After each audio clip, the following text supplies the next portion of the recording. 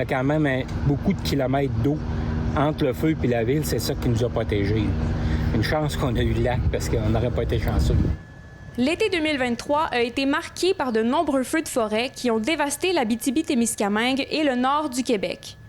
Un rapport de NADA Conseil relève l'ampleur des impacts économiques, notamment à Nord-Métal, où les ménages ont été durement touchés par les évacuations.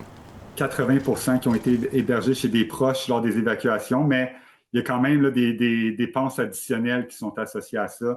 On parle d'une moyenne là, de 1 233 $ par ménage en Nord-Métal. Et il y a aussi eu des pertes de revenus. Il y a certaines personnes qui ont arrêté de travailler. Il n'y avait pas de salaire qui rentrait. Et ça il y a 30% des ménages en Nord-Métal qui ont observé des pertes de revenus et elles se chiffrent environ à 4 100 $ par ménage. À Lebel-sur-Quévillon, les pertes sont encore plus lourdes après 2 évacuations prolongées. Pour quasiment un mois au total. Donc, c'est sûr, à Lebel-sur-Quévillon, les pertes financières sont assez majeures. Je dirais plus qu'à Nord-Métal. Là.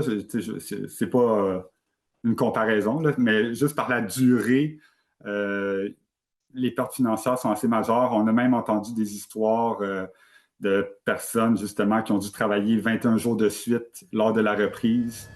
Le rapport indique que plus de 200 camps de chasse ont brûlé pour des pertes estimées à 11,8 millions de dollars en Abitibi-Témiscamingue.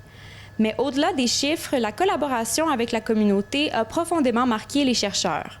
Pour nous, c'était un exercice d'humilité là, de pouvoir aller là, de voir comment les gens ont vécu les événements de 2023.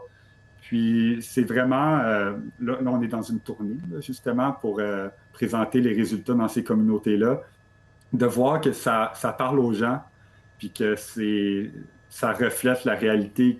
On se dit que ce qu'on fait, ben, ça peut donner des résultats, puis c'est ce qu'on souhaite. Donc. Prochainement, les chercheurs s'intéresseront à l'évolution de ces impacts en contexte de changement climatique. Élise Tessier, RNC Nouvelles, Val-d'Or.